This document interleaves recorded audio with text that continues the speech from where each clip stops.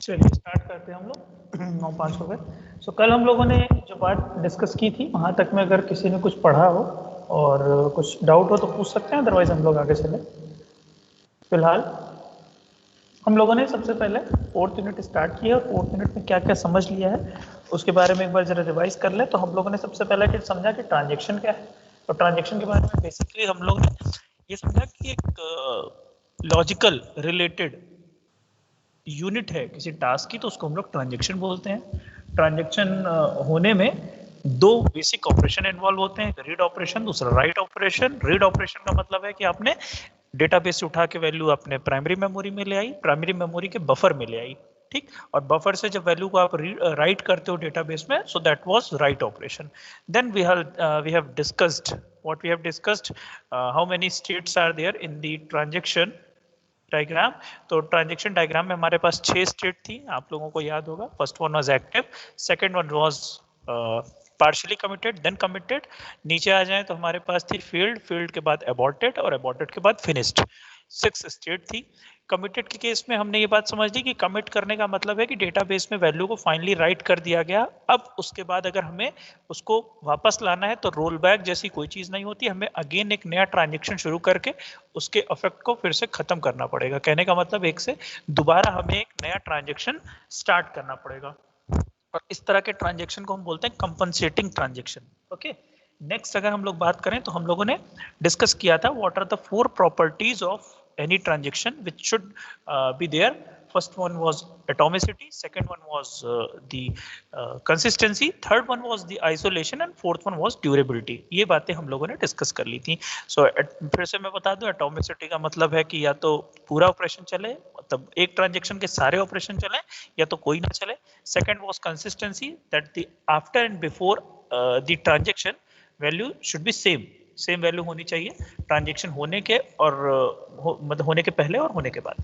Next we have discussed isolation, and isolation says that if there are multiple transaction executing in a concurrent manner, then one transaction should not get affected by the execution of second transaction. That's mean कि एक transaction execute हो रहा है तो उसको इस बात का फर्क नहीं पड़ना चाहिए, उसको ये फील नहीं होना चाहिए कि हमारे पैरेलल में कोई और ट्रांजेक्शन एग्जीक्यूट कर रहा है। सिंपल।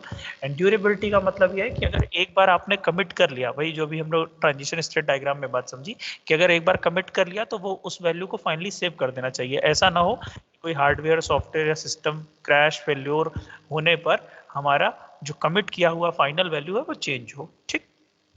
तो ये बातें हम लोगों ने समझी थी।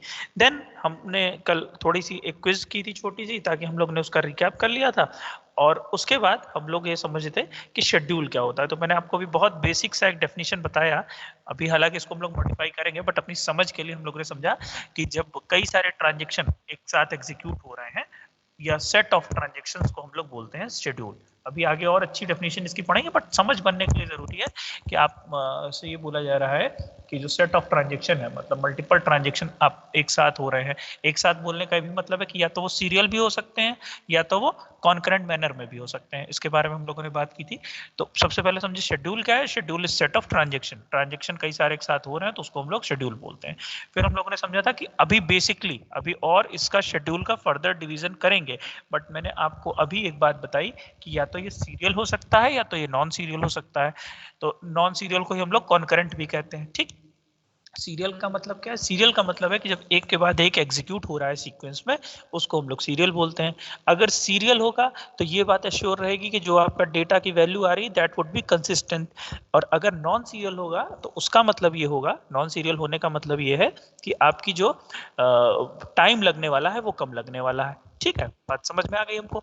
हम लोग क्या करना चाहते हैं, मोटिव हमारा बेसिकली ये हो कि हम नॉन सीरियल को एग्जीक्यूट करें, और अगर हमें वो सीरियल के बराबर रिजल्ट दे दे फिर तो कोई सब बात सही हो जाएगी। क्यों? क्योंकि नॉन सीरियल करने से टाइम कम लगेगा और सीरियल के बराबर रिजल्ट आ रहा है। इस बात का ये मतलब होगा कि जो भी आपने शेड्यूल एग्जीक्यूट किया है, मतलब सेट ऑफ ट्रांजेक्शन, जो 2-4 ट्रांजेक्शन एक साथ चलाए हैं, उनका रिजल्ट आपका सही आ रहा है। क्यों? क्योंकि वो सीरियल के बराबर आ रहा है। ठीक, अभी सब के लिए अलग अलग टर्म है, किसी को रिजल्ट इक्विवेलेंट कहते हैं, किसी को व्यू इक्विवेलेंट कहते हैं, वो सारी बातें समझेंगे। देन वी हैव डिस्कस्ड कि अच्छा आपने ये बात तो कह दी कि नॉन सीरियल को आप एग्जीक्यूट करिए, बट ये कहा गया कि नॉन सीरियल को कुछ रूल और रेगुलेशन के साथ हमें एग्जीक्यूट करना पड़ेगा। क्यों? क्योंकि जब भाई आप पैरेलल एग्जीक्यूट कर रहे हैं तो पैरेलल एग्जीक्यूट करने का मतलब ये हुआ कि एक ट्रांजेक्शन के बीच में दूसरा ट्रांजेक्शन भी स्टार्ट हो गया एग्जीक्यूट होना, जो मैंने कल आपको यहाँ पर ये डायग्राम दिखाया था। कैसे होता है पैरेलल? जब आपका ट्रांजेक्शन एग्जीक्यूट होता है, पैरेलल जब ट्रांजेक्शन एग्जीक्यूट होता है तो कैसे होता है, देखो जरा सा।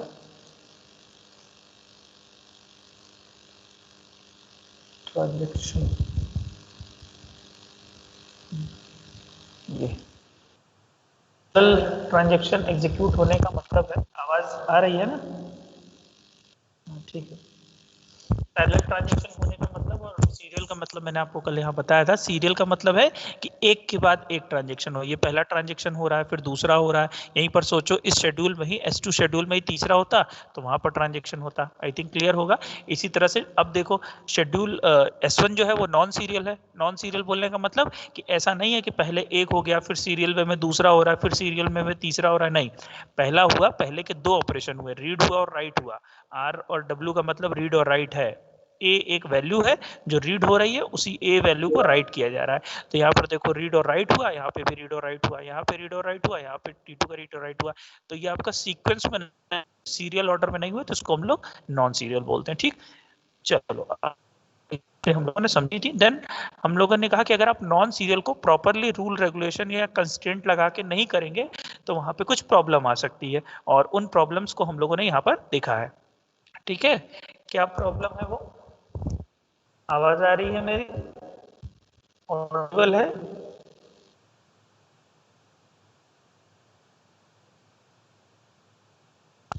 गुड।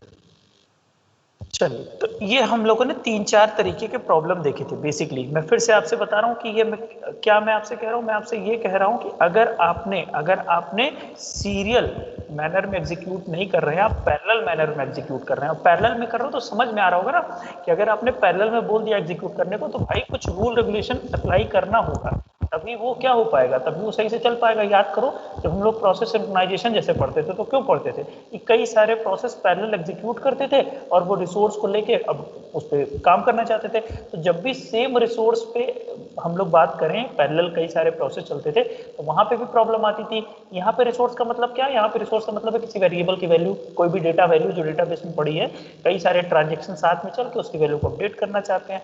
तो उस केस में क्या होना चाहिए? उस केस में हमारा कुछ प्रॉपर रूल रेगुलेशन अप्लाई होना चाहिए। अगर रूल रेगुलेशन नहीं अप्लाई होगा तो हमें ये प्रॉब्लम आएगी। क्या आएगी? Dirty read, unrepeatable read problem, lost update problem और फैंटम रीड। ये मैंने आपको कल इसमें से डर्टी रीड प्रॉब्लम के बारे में बताया था। मैं फिर से बोल रहा हूँ जहाँ पे हर्षित थोड़ा कंफ्यूज हुआ था कि बेटा ये बेसिकली प्रॉब्लम है। हम कह रहे हैं कि ऐसा हो सकता है अगर आपने जैसे IRCTC की वेबसाइट पे हम लोग गए रिजर्वेशन करने, तुम और हम बगल बगल बैठ के अगर रिजर्वेशन कर रहे हैं तो तुम्हारी सीट तुम्हें प्रॉपरली एलोकेट हो रही है और हमारी हमें प्रॉपरली एलोकेट हो रही है। तो ऐसा क्यों हो पा रहा है? ऐसा इसलिए हो पा रहा है क्योंकि इस पैरेलल ट्रांजैक्शन को, हमारे और आपके पैरेलल ट्रांजैक्शन को प्रॉपरली मॉनिटर किया जा रहा है। उसमें कंस्ट्रेंट अप्लाई है कि जब वो लॉगिन करेगा तो उसका अलग अपना सेशन क्रिएट होगा और उसके हिसाब से उसको सीट एलोकेट होगी, मेरे को अलग होगी।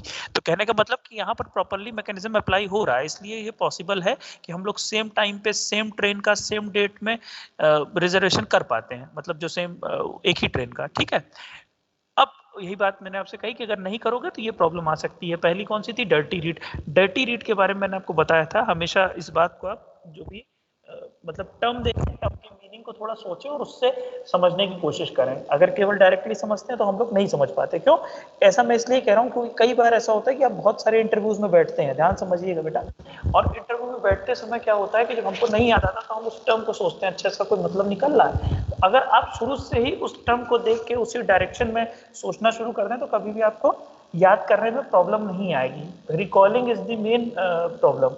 आता सबको सब कुछ है, बट रिकॉल जो सही समय पे कर लेता है वही सही हो जाता है काम। ठीक। सो डर्टी रीड प्रॉब्लम का ही मतलब है कि we are reading something which is dirty. Dirty मतलब बात समझ आ रही है कि कुछ गड़बड़ है, सही नहीं। ठीक। तो डर्टी रीड प्रॉब्लम ये है। डर्टी रीड का मतलब क्या हुआ, एग्जांपल जैसे मैंने आपको दिया था और बहुत जगह आपको एग्जांपल देखने को मिलेगा कि अगर मान लीजिए एक ट्रांजेक्शन था, मैं कह रहा हूँ कि एक शेड्यूल के अंदर 2 ट्रांजेक्शन एग्जीक्यूट हो रहा है।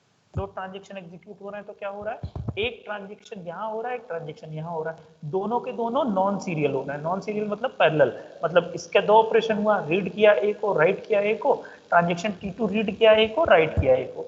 ठीक। तो हम कहते हैं कि अगर ट्रांजेक्शन T2 ने, देखो पैरेलल मैनर में हो रहा है बेटा, बात समझना, अगर ट्रांजेक्शन T2 ने T1 ने जो वैल्यू राइट की थी उसको रीड करके, उसको बेटा रीड करके काम करना शुरू किया और ये T2 हमारा कमिट करके चला गया, ठीक है, और उसके बाद अगर T1 कमिट कर रहा है तो यहाँ पर प्रॉब्लम आ सकती है। क्या प्रॉब्लम आ सकती है समझिएगा, कि मान लीजिए पहले वैल्यू थी, जैसे मैंने कहा कि पहले हम डेटाबेस से वैल्यू लाए, बफर में हमने कर दी 50, ठीक।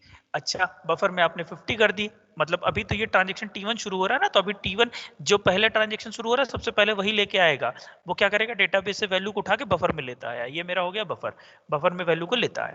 अब इसने वैल्यू को क्या किया, राइट है, मतलब इसने कुछ जरूर यहाँ पर बीच में एक स्टेप और होगा, जैसे समझ लो कि उसने किया वैल्यू को 10 मॉडिफाई कर दिया, तो ये क्या हो गया, 50 से हो गया मेरा 60, इसने वैल्यू को मॉडिफाई कर दिया। अगेन देखो ट्रांजेक्शन T2 को भी वैल्यू A चाहिए, तो ये क्या करेगा, डेटाबेस से थोड़ी लेने जाएगा, ये अपने बफर में सबसे पहले चेक करेगा। ठीक, बफर में इसने चेक किया तो इसने वैल्यू को क्या देखा, 60, 60 के हिसाब से इसने अपना काम किया और वैल्यू को कमिट करके सेव करके चला गया। कमिट करने का मतलब आपको पता ही है। बट थोड़े स्टेप के बाद अभी देखो ट्रांजेक्शन T1 खत्म नहीं हुआ था और ये जाके फेल्योर हो गए।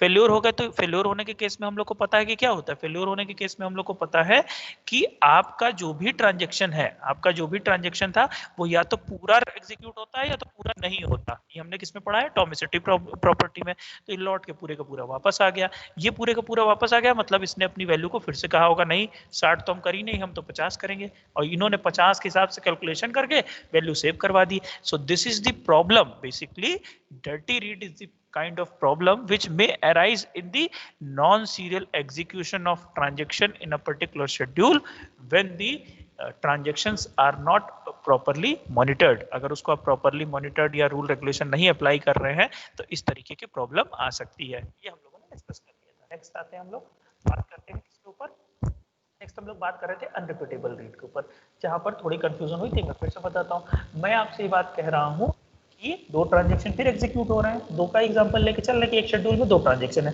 3 का भी ले सकता है, 4 का भी ले सकता है, उसमें कंफ्यूज होने की कोई बात नहीं है। ठीक, हम अभी के लिए समझ रहे हैं कि एक शेड्यूल में 2 ट्रांजेक्शन एग्जीक्यूट हो रहे हैं, T1 और T2। तो मैं आपसे फिर कहूंगा कि आप इस टर्म को देखिए, अनरिपीटेबल रीड मतलब आप रीड कर रहे हैं और प्रॉब्लम क्या हो रही है, अनरिपीटेड डेटा मिल रहा है। अनरिपीटेड डेटा मिलने का कहने का क्या मतलब हुआ, अलग अलग डेटा मिल रहा है। सोचो एक ट्रांजेक्शन है, बेटा ध्यान से समझिएगा इस बात को, सोचिए कि एक ट्रांजेक्शन है, अगर वो अपने ट्रांजेक्शन में उसने 2 बार लगातार बिना कोई राइट ऑपरेशन परफॉर्म किए अगर उसने रीड किया तो उसको दोनों बार वैल्यू क्या मिलनी चाहिए थी, सेम मिलनी चाहिए थी।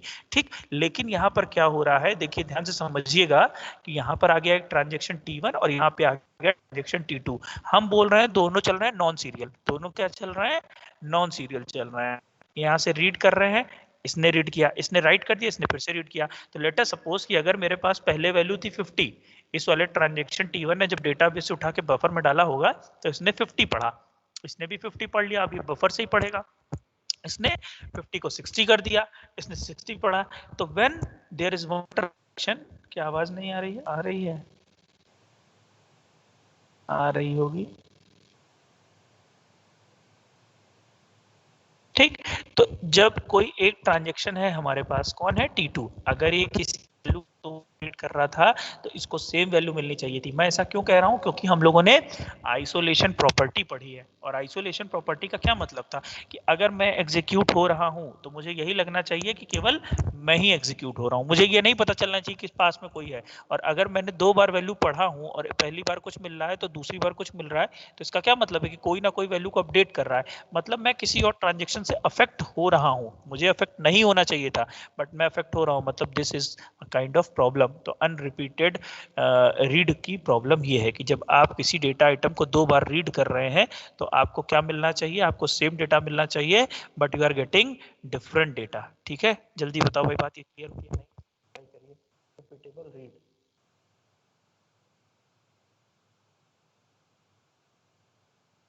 क्लियर है तो आगे चलें।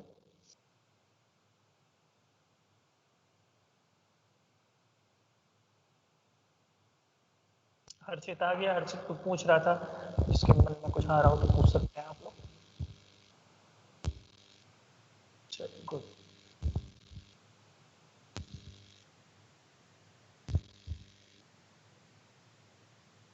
एकदम क्लियर है बेटा, ठीक है। अच्छा चलो मैं यहाँ पर आगे कंटिन्यू कर रहा हूँ, जरा मुझे कमेंट करके बताइए कि BCNF क्या है।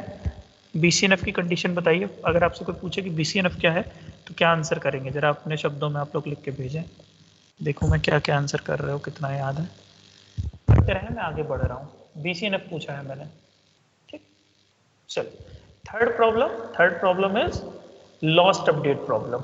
अब समझना है यहाँ पे लॉस्ट अपडेट प्रॉब्लम का क्या है। फिर से मैं आपसे कहूंगा पहले आप इस टर्म को पढ़िए। ये कह रहा है जो अपडेट किया गया वो लॉस हो गया। अगर तुम बेटा ऐसे करोगे ना तो तुम सब कुछ बहुत अच्छे से कर सकते हो। जैसे हम लोगों ने उसमें पढ़ा से वर्चुअल मेमोरी, तो तुमको पता है वर्चुअल मेमोरी एक्चुअल एग्जिस्ट नहीं कर रही है, प्राइमरी वाला सेकेंडरी ट्रीट करा। मतलब जब भी तुमसे कहीं पर कोई इंटरव्यू या तुम्हारा कोई इस तरह का होगा जहाँ पे तुम्हें परफॉर्म करना होगा, तुम बहुत इजीली रिकॉल कर पाओगे। बेसिक मतलब ये है कि तुम चीजों को कैसे अपने दिमाग में बिठा रहे हो। समझ में सबको सब कुछ आ जाता है, बट मतलब जनरली आ ही जाता है। अगर आप रिकॉल नहीं कर पा रहे तो दिक्कत है। तो हाँ, मैं आपसे बात करूँ लॉस्ट अपडेट की प्रॉब्लम। क्या कर रहा हो, एक अपडेट आप परफॉर्म कर रहे हो और वो लॉस हो जा रहा है। देखो अभी हम कुछ नहीं पढ़ रहे हैं, तो मेरी बस बात सुनो, उसके बाद हम लोग इसको देखेंगे, समझ में आ जाएगा। सोचो मैं एक ट्रांजेक्शन हूँ, किसी शेड्यूल में एग्जीक्यूट हो रहा हूँ, तो अगर मैं पैरेलल एग्जीक्यूट नहीं हो रहा होता, अगर मैं पैरेलल एग्जीक्यूट नहीं हो रहा होता तो क्या होता, मैंने जो उस पर अपडेट परफॉर्म करके कमिट किया वही फाइनली अपडेट हो जाना चाहिए था। ठीक है, मैंने जो फाइनली अपडेट करके देखो क्या आया BCNF, if there is dependency from alpha to beta then alpha must be super key. अच्छा और लोग भी बताएं LHS शुड बी CK और SK। Very good. Alpha to beta, alpha is trivial, alpha to beta is trivial मेरा, alpha is super key. Very good, 4 reply है। और बताइए।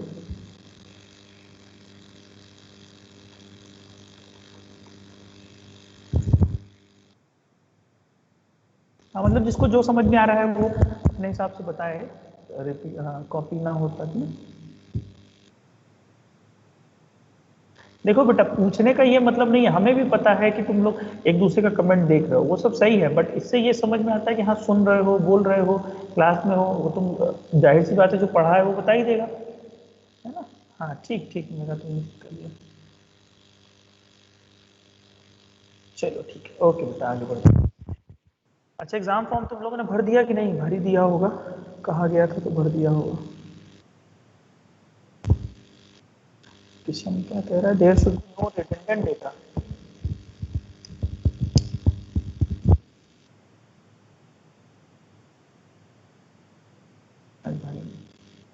ठीक, चलिए लॉस्ट अपडेट प्रॉब्लम देखिए बेटा, आप लौट आते हैं सो हम लोग। तो लॉस्ट अपडेट का मतलब मैं आपसे कह रहा हूँ, चलो कमेंट बंद कर दो, इधर ध्यान दो। लॉस्ट अपडेट प्रॉब्लम क्या है? लॉस्ट हो गया update, what ever the update you have just performed is lost.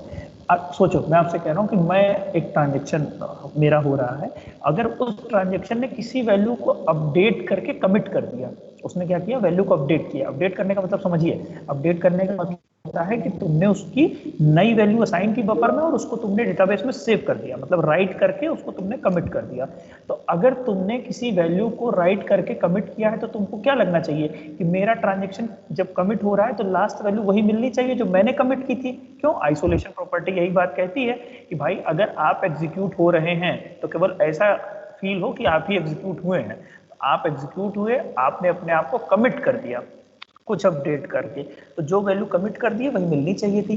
But यहाँ पर देखो क्या प्रॉब्लम हो सकती है, अगर आप पैरेलल में चलाएंगे, मैं बार बार यही बात कह रहा हूँ, बार बार यही कह रहा हूँ कि आप पैरेलल में चला रहे हैं और बिना किसी रूल रेगुलेशन के, तो क्या क्या हो सकता है, तुम पैरेलल में चलाए, ट्रांजेक्शन T1 ने किसी वैल्यू को रीड किया का मतलब डेटाबेस से उठा के ले आए और डेटाबेस से उठा के लाने के बाद बफर में ला के रख दिए और उसको हमने रीड किया, वैल्यू मिली 50। देखो ये कर रहा है राइट ए, जब भी राइट ए हो ना तो समझ जाया करो कि इसके ऊपर ए पे कुछ ऑपरेशन परफॉर्म कर लिया गया है, ठीक है, ए में 10 जोड़ दिया गया, 20 घटा दिया गया, आप अपने मन से कुछ भी समझ लीजिए। तो उस वैल्यू को उठा के लाए डेटाबेस से, उस पर कुछ हमने राइट ऑपरेशन परफॉर्म कर दिया। राइट ऑपरेशन परफॉर्म करने के बाद देखिए ध्यान से समझिएगा बेटे, राइट ऑपरेशन परफॉर्म करने के बाद बीच में हम T2 चला सकते हैं क्योंकि नॉन सीरियल है, नॉन सीरियल है मतलब बीच में कोई और आ सकता है। उसने क्या किया, उस वैल्यू को राइट करके कुछ और कर दिया। बात को ध्यान समझना बेटा, इसने रीड किया था, इसने राइट किया, इसने डायरेक्टली राइट कर दिया, इसने डायरेक्टली राइट कर दिया मतलब उस वैल्यू को रीड नहीं किया, डायरेक्टली उस वैल्यू को चेंज कर दिया। मतलब जैसे इसने रीड करके 50 से 50 प्लस 60 किया होगा, इसने कहा 60 फाट नहीं, ऐसा आप समझ सकते हैं, इसने राइट किया मतलब इसने डायरेक्टली उस वैल्यू को 100 कर दिया। ठीक, क्लियर है। अब देखो यहां पर क्या हो रहा है, यहां पर आया कमिट, वैल्यू हो गई सेव, यहां पर क्या हो गया, वैल्यू हो गई सेव। और उसके बाद देखिए यहां पर फिर आपका कमिट कर रहा है, कौन कमिट कर रहा है, T1 कर रहा है। तो अब यहां पर देखो समझने वाली बात क्या है कि जो भी वैल्यू पहले कौन कमिट हो गया, पहले कमिट हो गया T2, तो T1 को लगा होगा कि देखो मैंने वैल्यू को 50 से 60 किया तो जब मैं कमिट कर रहा हूं तो वो वैल्यू कमिट हुई होगी, बट उसके वैल्यू पहले क्या हो चुका है, मैंने आपसे कहा कमिट जो हो गया तो फिर कुछ भी उस पर चेंज वेंज नहीं होता। बात समझ गए। तो यहां पर देखिए प्रॉब्लम क्या हो रही है कि जो भी T1 ने वैल्यू लिखी थी, what ever the update is performed by T1, that is get lost. Why it is get lost? Because the transaction T2 has changed its value and committed. That's why the change performed by the transaction T1 has been lost. मेरी बात आप समझ रहे होंगे कि यहाँ पे transaction T1 है, यहाँ पे ट्रांजेक्शन T2 था, T1 ने कोई वैल्यू पढ़ी, उसके ऊपर अपडेट परफॉर्म किया, बट इसी बीच में T2 आ गया जो उसके बीच में ही ऑपरेट होने लगा और उसने वैल्यू को राइट करके, या तुम समझ सकते हो रीड करके, राइट करके कमिट कर दिया। और अगर ये कमिट करके चला गया, बात को समझो, अगर ये इसके पहले कमिट करके चला गया तो इनका जो भी ट्रांजेक्शन का T1 का अपडेट था वो क्या हो जाएगा, लॉस हो जाएगा। देखिए यहाँ बात ये लिखी हुई है कि T1 the read the value of A 10 कर दिया उसने, अपडेट कर दिया 15 को, और T2 क्या करता है, T2 आता है और डायरेक्टली उसने क्या कर दिया, T2 ने डायरेक्टली उसको राइट कर दिया, 25 कर दिया विदाउट रीडिंग इट। उसने रीड ही नहीं किया बफर में गया, उसने डायरेक्टली उसको राइट कर दिया, अपडेट कर दिया। ठीक, और उसके बाद वो क्या कर दिया, कमिट कर दिया। अगर कमिट कर देगा तो क्या हो जाएगा, डेटाबेस में वैल्यू 25 अपडेट हो जाएगी, क्योंकि कमिट किसका हुआ, T2 का। तो यहाँ देखिए लिखा है T1 writes the overwritten value of X in the database. Thus update from T1 get lost. Clear है बात, समझ में आ गई होगी।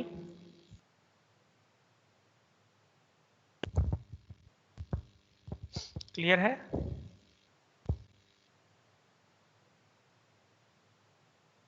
क्लियर है बेटा, देख लो समझ लो। कहने का ये मतलब है कि आपने जो भी यहाँ पर वैल्यू अपडेट की वो वैल्यू किसी और ने अपडेट कर दी और वो कमिट करके चला गया, then your commitment is get lost.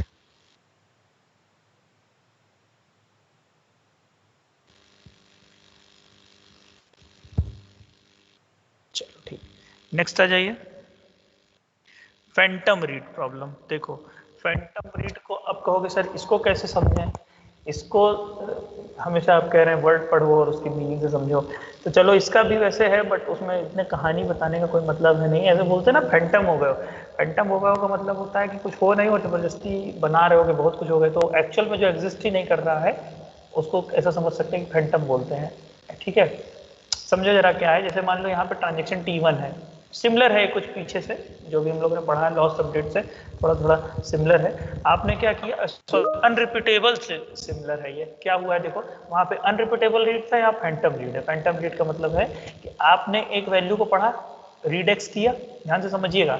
यहाँ पर देखो ये 2 बार वैल्यू को रीड कर रहे हैं, ट्रांजेक्शन T2 क्या कर रहे हैं, 2 बार वैल्यू को रीड कर रहे हैं, मतलब बिल्कुल अनरिपीटेबल रीड की तरह है। बस एक छोटी सी प्रॉब्लम है, वहां पर वैल्यू आप 2 बार पढ़ते थे तो 2 बार पढ़ने पे क्या होता था, पहली बार कुछ मिलती थी, दूसरी बार कुछ मिलती थी, और तुमने कहा कि भाई आइसोलेशन प्रॉपर्टी मिलनी चाहिए थी, ये तो गड़बड़ हो गया।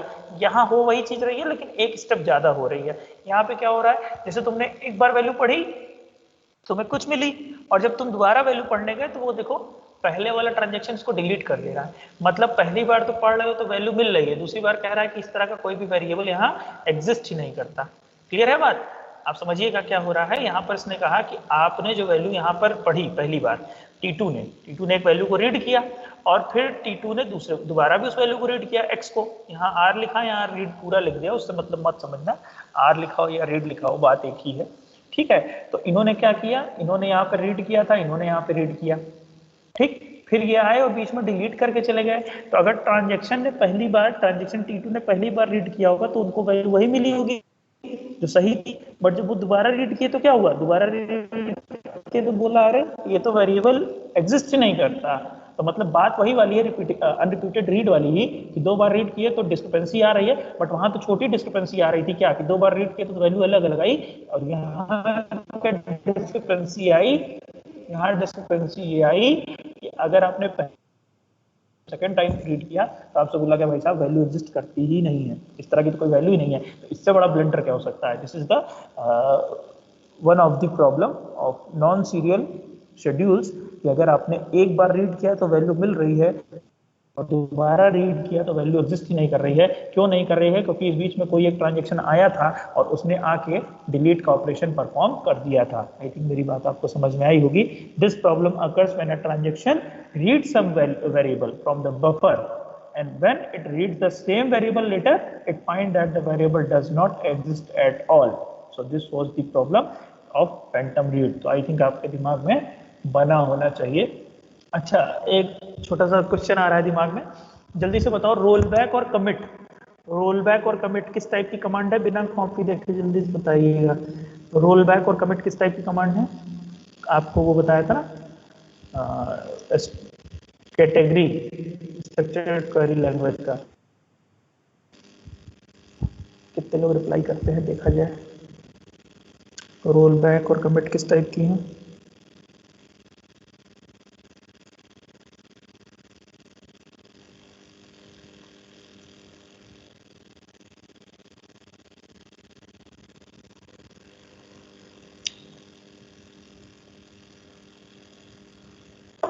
आवाज आ रही है मेरी?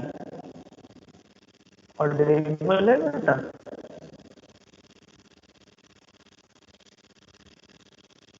Hello,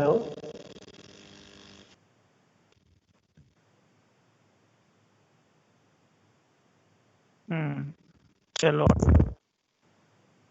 TCL transaction control language.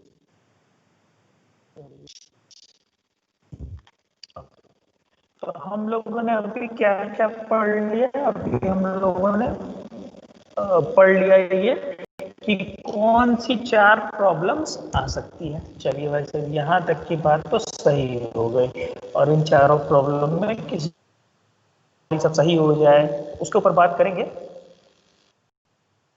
लेकिन उससे पहले हम लोग थोड़ी कुछ और भी बातें करते हैं। हो गया, वो तरीके हैं पढ़ने के, और जैसे हम लोग चल रहे हैं उस तरह से सब समझ में आता जाएगा, वैसे करें। चलो इसको खोलो, बहुत लिखा हुआ है, थोड़ा भी मैं फॉन्ट साइज बढ़ा रहा हूँ, वेट करो। कंप्लीट है ये 4th यूनिट का। देखो उसी तरह से नोट्स के फॉर्म में सब कुछ लिखा हुआ है। यहाँ पर ट्रांजेक्शन क्या है, मैनेजमेंट, बेसिक ऑपरेशन कौन सा है, रीड और राइट वाला ऑपरेशन वो क्या करता है आपको बता दिया, कि डेटा आइटम को उठाएगा डेटाबेस से, बफर में कॉपी बना लेगा उसकी, वहीं पे ला के रखेगा। ये सब बातें हम लोगों ने डायग्राम से डिस्कस कर ली हैं। देखिए इस थर्ड में लॉस्ट अपडेट प्रॉब्लम क्या होता है, टेम्परेरी अपडेट या डर्टी रीड प्रॉब्लम क्या होता है, उसको डर्टी रीड को टेम्परेरी। अच्छा, एक प्रॉब्लम और है, हाँ, इनकरेक्ट समरी प्रॉब्लम, मुझे लग रहा था कुछ छूट रहा है। चलिए इनकरेक्ट समरी प्रॉब्लम आपको मैं बताता हूँ।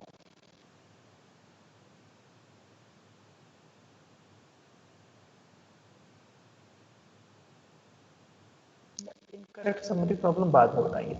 चलो अब ये कहा और नॉन सीरियल 2 कैटेगरी बताई थी। एक्चुअली वो 2 कैटेगरी मैंने वो समझाने के लिए बताई थी, अभी इसको और भी ज्यादा हम लोग ब्रेक करेंगे। फिलहाल आप ये समझिए कि टाइप ऑफ शेड्यूल आपको ये दिख रहा होगा, मैं थोड़ा सा फॉन्ट साइज इसका बड़ा कर दूं ताकि क्लियर दिखे। आप सही विजिबल है, देखो यहाँ पर लिखा है type of schedule on the basis of recoverability. तो रिकवरेबिलिटी के बेसिस पे बेटा ध्यान से समझिएगा, रिकवरेबिलिटी के बेसिस पे, रिकवरेबिलिटी का मतलब समझो कि जैसे अगर आपका जो शेड्यूल है और ऐसा होता है कि वो रिकवरेबिलिटी का मतलब आप समझ रहे होंगे कि रिकवर हो पा रहा है या नहीं हो पा रहा है, इसके बेसिस पे हम लोग शेड्यूल को 2-3 टाइप में डिवाइड करते हैं। अभी सब समझ में आ जाएगा। शेड्यूल और उसके आगे आता है तुम्हारा कास्केडलेस शेड्यूल और स्ट्रिक्ट शेड्यूल। तो 4 टाइप की कैटेगरी है किसके अंदर। अगर मैं शेड्यूल को, बात को समझना, कंफ्यूज मत होना, ठीक है। अगर मैं शेड्यूल को डिवाइड करूं on the basis of what, on the basis of recoverability, on the basis of recoverability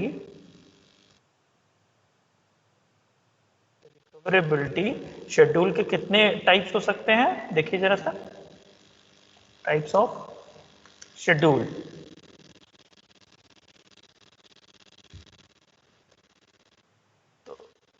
recoverability के बेसिस पे है तो पहला क्या हो सकता है कि जो रिकवर होता है उसको क्या बोलते हैं, रिकवरेबल। आसान है, मैं बार बार कह रहा हूं, बहुत आसान है। इररिकवरेबल,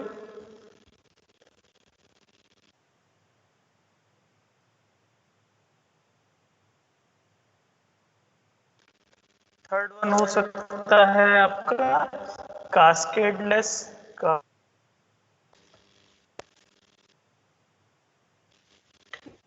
फोर्थ क्या है आपका स्ट्रिक्ट। अब देखो ये हम लोग पढ़ेंगे, इसके बाद दूसरा जो आता है वो उसके बेसिस पे आता है, रिकवरेबिलिटी के बेसिस पे, और एक आपका आता है सीरियलाइजेबिलिटी के बेसिस पे। तो पहले मैं एक टर्म बताऊंगा आपको कि सीरियलाइजेबिलिटी का मतलब क्या है, उसके बाद बताऊंगा उसका क्या मतलब है। फिलहाल आप समझ रहे होंगे रिकवरेबिलिटी के बेसिस पे, मतलब ट्रांजेक्शन आपका जो शेड्यूल है, अगर उसमें कोई गड़बड़ हो जाता है तो वो आपका रिकवर हो सकता है कि नहीं, उसके बेसिस पे हम लोग क्या कहते हैं, उसके बेसिस पे हम लोग कहते हैं कि शेड्यूल को हम लोग 4 टाइप में बेसिकली डिवाइड कर सकते हैं। मतलब 4 डिफरेंट तरीके के आपके शेड्यूल हो सकते हैं। एक हो सकता है रिकवरेबल, मतलब जो रिकवर हो सकता है, एक होता है इररिकवरेबल जो रिकवर नहीं हो सकता है, और इसके अलावा बात करें एक कास्केडलेस है और दूसरा स्ट्रिक्ट है। ठीक, अभी समझ में आ जाएगा कि ये सब क्या होते हैं। कुछ रह तो नहीं रहा, एक रह रहा है प्रॉब्लम, अभी मैं उसको डिस्कस करूंगा, बट कंफ्यूज थोड़ा सा हो सकता है, उसको मैं नहीं बता रहा हूँ। ठीक, तो देखो ये सारी बातें हम लोगों ने पढ़नी है। Schedule S of N transaction T1 T2 Tn is order of operation of transaction subject to what constraint, that for each transaction T1 that participate in S, मतलब एक transaction T1 the operation of Ti S there, कोई मतलब नहीं। So, ये समझिए ज्यादा जरूरी है, वो तो समझ आ ही जाएगा। Type of schedule on the basis of recoverability, तो हमने आपसे बोला एक कौन है, एक रिकवरेबल है, एक नॉन रिकवरेबल है। ठीक है, आइए पूछ रहा है lot of audio problems, I don't know, हो गया नाटक।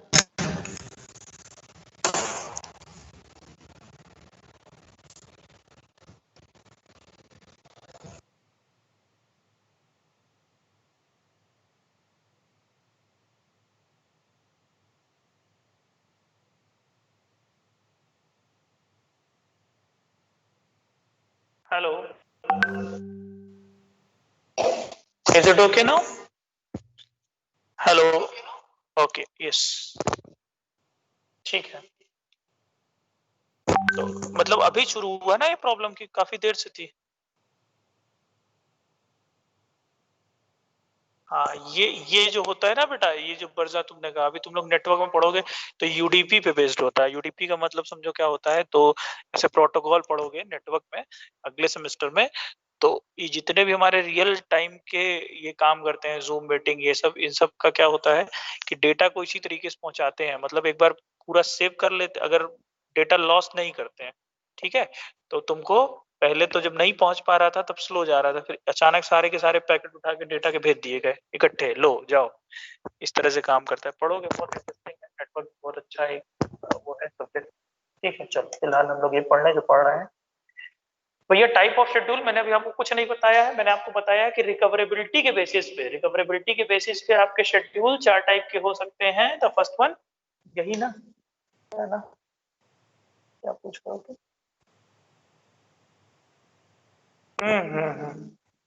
हाँ, बट ये जो हो रहा है किस प्रोटोकॉल के थ्रू हो रहा है वो हम लोग देखते हैं। ठीक, चलो अब हो जाए एक बार सिलेबस तो जल्दी कंप्लीट होगा, फिर हम लोग बहुत बढ़िया बढ़िया क्वेश्चन करेंगे, कुछ वेट वेट का करेंगे, अपने सब्जेक्ट के अलावा दूसरे सब्जेक्ट का भी करेंगे, ताकि आपकी समझ अच्छी बन जाए उस सब्जेक्ट पे। तो दो चार लोग जो कुछ अच्छा करना चाहेंगे हो जाएगा।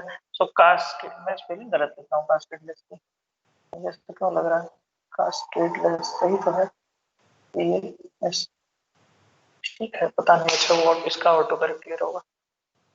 ओके, तो हम लोग बात क्या कर रहे थे? हम लोग बात कर रहे थे कि रिकवरेबिलिटी के बेसिस पे आपके शेड्यूल चार टाइप के होते हैं, एक को बोलते हैं रिकवरेबल, एक को बोलते हैं इररिकवरेबल, एक को बोलते हैं कास्केडलेस और एक को बोलते हैं स्ट्रिक्ट। मे भी कुछ बच्चों ने पढ़ लिया हो तो उनको लग रहा हो कि हम लोग बहुत धीमे चल रहे हैं, बट बात ये है कि समझ में आना ज्यादा जरूरी है। ठीक है, नहीं समझ में आएगा फिर गड़बड़ हो जाएगा। तो इररिकवरेबल शेड्यूल क्या है? पहले रिकवरेबल को पढ़ने से पहले इररिकवरेबल पढ़ना जरूरी है, तभी समझ में आएगा कि रिकवरी किसकी हो सकती है और किसकी नहीं हो सकती। ठीक, देखिएगा जरा यहाँ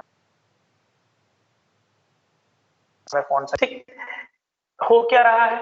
हो ये रहा है बेटा कि a transaction perform a dirty read operation from an uncommitted transaction, वहां पर ये प्रॉब्लम हो सकती है। जरा देखो यहाँ पर क्या हो रहा है।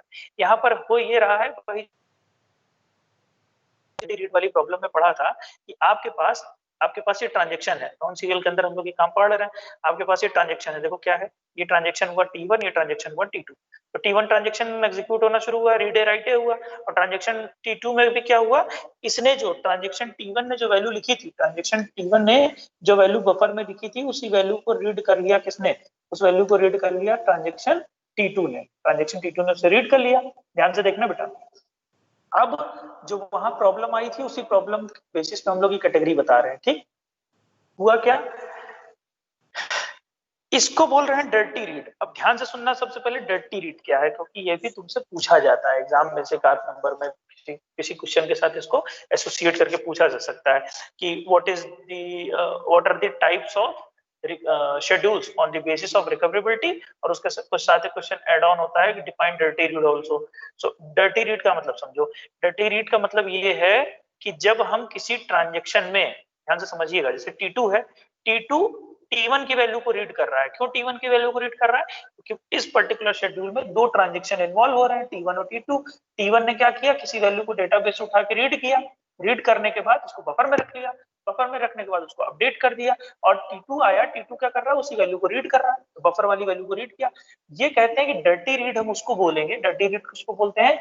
जब कोई ट्रांजेक्शन किसी दूसरे ट्रांजेक्शन की लिखी हुई अनकमिटेड वैल्यू को रीड करता है। देखो यहाँ पर इन्होंने राइट तो किया, बट अगर उसको कमिट कर देते और तब हम इसको रीड करते तो हमें प्रॉब्लम नहीं होती। बट प्रॉब्लम कब हो रही है, इसको हम डर्टी रीड क्यों बोल रहे हैं? क्योंकि यहाँ पर जो भी बात लिखी गई, ध्यान से समझिएगा, यहाँ पर जो भी बात लिखी गई उसको मैं कमिट नहीं कर रहा। भाई आंसर वाली बात हुई कि एक बच्चे ने आंसर ABCD 4 ऑप्शन थे, लगा के उसको सबमिट कर दिया, फिर बाद में दूसरा वाला भी उसको देख के लगा दिया, तो जब सबमिट करके चला गया दूसरा वाला, तो पहले वाले ने अपने आंसर ही चेंज कर दिया। तो वो चीज नहीं होनी चाहिए। पहला वाला जब लगा रहा है तो उसको वो सबमिट करता चले साथ साथ, तब तो हम चीटिंग करें, उससे नहीं तो हमें क्या फायदा है। हमने कहा अगर ऐसा कर रहे हैं कि किसी की अनकमिटेड वैल्यू को हम रीड कर रहे हैं तो उसको हम डर्टी रीड बोलते हैं। बेटा बस ध्यान से समझिएगा बात को, बहुत आसान है ये। हम आपसे ये बात कर रहे हैं कि अगर किसी ट्रांजेक्शन में डर्टी रीड हो रहा है तो वो शेड्यूल कैसा होगा? इररिकवरेबल होगा। उसको मैं इररिकवरेबल क्यों कह रहा हूं, बात समझिएगा। उसको इररिकवरेबल मैं इसलिए कह रहा हूं क्योंकि यहां से इसने अनकमिटेड वैल्यू को पढ़ा, उसके ऊपर अपना ट्रांजेक्शन किया और बीच में ये कमिट करके चला गया। बात को समझना ध्यान से। और अगर ये कमिट करके चला गया और ये रोल बैक करना चाहे किसी भी वजह से, मे बी किसी फेल्योर की वजह से या कुछ भी वजह हो, तो क्या होता है, प्रॉब्लम होती है। मतलब देखो इस केस में ये प्रॉपरली रिकवर नहीं कर पा रहा। आप बात समझिए, ये तो रिकवर करना चाह रहा है, बट यहाँ पर क्या हुआ, ये वैल्यू को अपडेट करके जा चुके हैं, इसलिए यहाँ पर ये प्रॉपरली रिकवर नहीं हो पा रहा, which can't be recovered is known as irrecoverable schedule.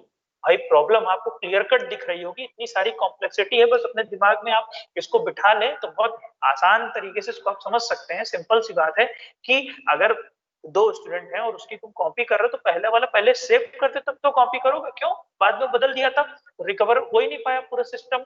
तो जब भी इस तरह से हमारे पास प्रॉब्लम होती है सिंपल सी बात है कि हमने किसी ऐसे ट्रांजेक्शन की वैल्यू को रीड कर लिया जो कि कमिट नहीं किया था, जिसने अभी तक कमिट नहीं किया था, तब हमें प्रॉब्लम आने वाली है। इसलिए हम हमेशा उसी ट्रांजेक्शन की वैल्यू को रीड करें, उसी ट्रांजेक्शन की वैल्यू को रीड करें जो क्या हो, जो हमारा कमिट हो गया हो। तो अगर मैंने अनकमिटेड वैल्यू को किसी ट्रांजेक्शन में राइट किया और कमिट नहीं किया और अनकमिटेड वैल्यू को अगर मैं पढ़ता हूं तो that transaction could be of irrecoverable type. क्यों? क्योंकि अगर वहां पर पहले वाला ट्रांजेक्शन जाके फेल कर जाता है तो भाई साहब आप रिकवर नहीं कर पाएंगे, और आप नहीं कर पाएंगे तो ये तो और अफसोस में खत्म हो जाएंगे, हम कैसे रिकवर करें। ठीक है, वैल्यू तो कमिट हो गई तो ये भी नहीं वहां तक पहुंच पाएंगे। बात आप समझ गए होंगे। सो इररिकवरेबल शेड्यूल भाई, बात समझ में आई या नहीं आई? बहुत इंपॉर्टेंट ये सब कंसेप्ट हैं आपके दिमाग में बने रहने के लिए।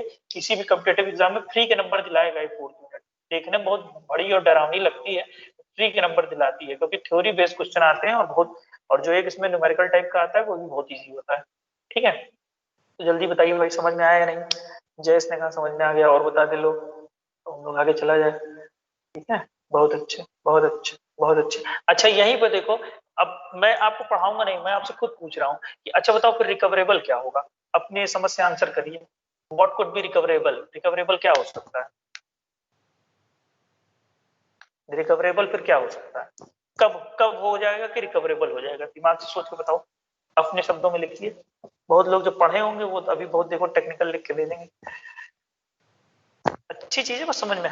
Very good. मनीष ने कहा अगर कमिटेड हो जाता, हाँ ये भी अच्छी बात है।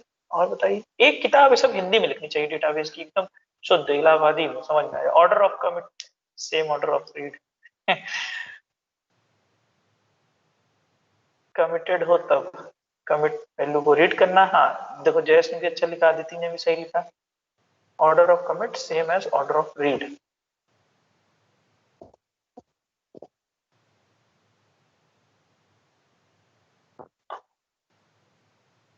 चल थोड़ा सा आगे चले गए, बट कोई बात नहीं है, जो बात लिख दी गई है वो कमिट करने के बाद रीड करना एक एक एक तरीका ये हो सकता है, लेकिन कमिट करने के बाद रीड करना ना, ये थोड़ा ज्यादा स्ट्रिक्ट हो जा रहा है। हम लोग धीरे धीरे अप्रोच को फॉलो करते हैं। हम ये कह रहे हैं कि यार ऐसा ना किया जाए। देखो सबसे पहले चाहे ये रीड करे चाहे ये राइट करे, जो भी करे, हम लोग एक चीज एश्योर कर लें कि अगर ट्रांजेक्शन T2 ने T1 की किसी वैल्यू को रीड किया है, बात समझिएगा बेटा, अगर ट्रांजेक्शन T2 ने T1 की किसी वैल्यू को रीड किया है तो हम क्या करें, सबसे पहले मेरा T1 जब भी कमिट हो, तो जिस ऑर्डर में ये हुआ है, जो अदिति ने लिखी है बात, कि जिस ऑर्डर में ये हुआ है, मतलब अगर T1 की वैल्यू को T2 रीड कर रहा है, बात तो समझिएगा बेटा, T1 की वैल्यू को T2 रीड कर रहा है तो सबसे पहले T1 कमिट हो और उसके बाद T2 कमिट हो। मेरी बात आप समझिएगा, मैं आपसे ये कह रहा हूं कि अगर T2 ने T1 की वैल्यू को रीड किया है, T1 की वैल्यू बोलने का मतलब आप समझ चुके हैं कि T1 ने उसको अपडेट किया है और T2 उसको रीड कर रहा है, तो मैं इसके लिए मैं क्या बोल रहा हूँ कि T2 T1 की वैल्यू को अगर रीड कर रहा है तो हमेशा जो कमिट हो वो कैसा हो, कमिट हो कि पहले ये वाला जो कमिट लिखा है ना, ये देख रहे हो T2 में जो कमिट लिखा है वो क्या हो, जब ये कमिट हो जाए, मतलब अगर ये भविष्य में कहीं कभी कमिट होंगे तो उसके बाद ही हम कमिट हो, उसके पहले हम कमिट ना हो। मेरी बात समझ गए? सो ये हमारा किस तरह का शेड्यूल बन सकता है, ये हमारा बन सकता है रिकवरेबल टाइप का। जैसे मैं यहाँ पे लिखने की कोशिश करूं, मैं लिख पाऊं, इंसर्ट करूं मैं, क्या इमेज करता हूं इंसर्ट, और क्या, ये देखो यहाँ पर ये मैंने बनाया ऐसे करके, ठीक, और फिर मैं बनाता हूँ इंसर्ट करके ऐसे करके, ठीक। तो मैं आपसे ये बात कह रहा हूँ, let us suppose this is transaction T1, ये हो गया मेरा T1 और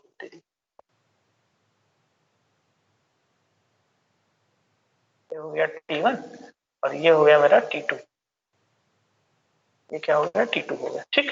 अब देखिए, और मैं आपसे कह रहा हूँ क्या कि यहाँ पर जो भी ट्रांजैक्शन में काम हुए हैं, ट्रांजैक्शन में जो भी काम हुए हैं, लेट अस सपोज किसने कुछ रीड राइट किया होगा, इसने आरए किया और उसके बाद इसने क्या किया, उसके ऊपर राइट किया, ठीक।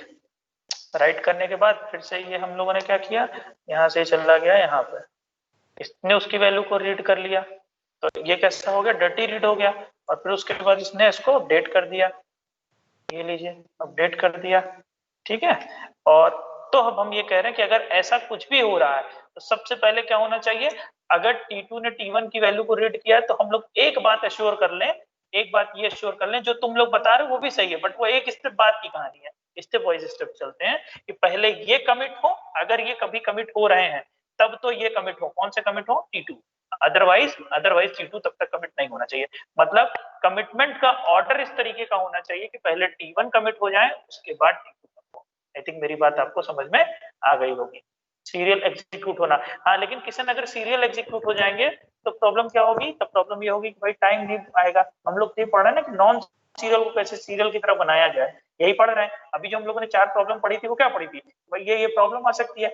नाउ अब हम लोग धीरे धीरे पढ़ रहे हैं कि क्या क्या उसमें हम लोग कंस्ट्रेंट अप्लाई कर सकते हैं। तो अगर इरिकवरेबल है और उसको रिकवरेबल टाइप का बनाना है तो एक चीज एश्योर कर लें, क्या एश्योर कर लें कि अगर T2 ने T1 की वैल्यू पढ़ी है तो ऑर्डर उसका क्या होना चाहिए, ऑर्डर उसका ये होना चाहिए कि पहले T1 कमिट कर ले। अब सोचो अगर T1 कहीं पे फेल्योर कर भी जाएगा तो हम क्या करेंगे, तो T2 को भी फेल्योर करवा देंगे, तब हमें दिक्कत नहीं है। क्यों, क्योंकि इसका कमिट बाद में है। बात समझ गए आप। लेकिन जब तक T1 कमिट नहीं होगा तब तक T2 कमिट नहीं हो सकता। सो ये जो हमारा पर्टिकुलर होता है schedule which is called recoverable schedule. भाई यहाँ तक बात समझ में आ गई या नहीं। रिकवरेबल शेड्यूल में देखिए यही बात लिखी है। अच्छा डायग्राम तो लगा दिया था मैंने गेट विद्यालय का कॉपी करके, ठीक है। चलो ये देखो ट्रांजेक्शन T1 है, T2 है, यहाँ से रीड कर रहा है, डर्टी रीड हो गया, ये कमिट कर रहा है, ये कमिट कर रहा है। तो ऑर्डर ऑफ कमिटमेंट अगर हम लोग ऐसा रख दें कि जो जिसका डर्टी रीड कर रहा है तो कोई भी प्रॉब्लम नहीं होगी। Is it clear? मुझे लग रहा है तुम लोग कर रहे हो रिप्लाई, मुझे आ नहीं रहा है। अच्छा कर ही नहीं रहे हो, ठीक है ठीक। ओके चलो फिर अब बाकी बातें अब हम लोग कल पढ़ेंगे। तो क्लास अटेंड करो। Thank you class, thank you so much. किसी को कुछ पूछना हो तो आप पूछ सकते हैं, 1 आध मिनट तो हम लोग ले ही सकते हैं। ओके बेटा, थैंक यू सो मच।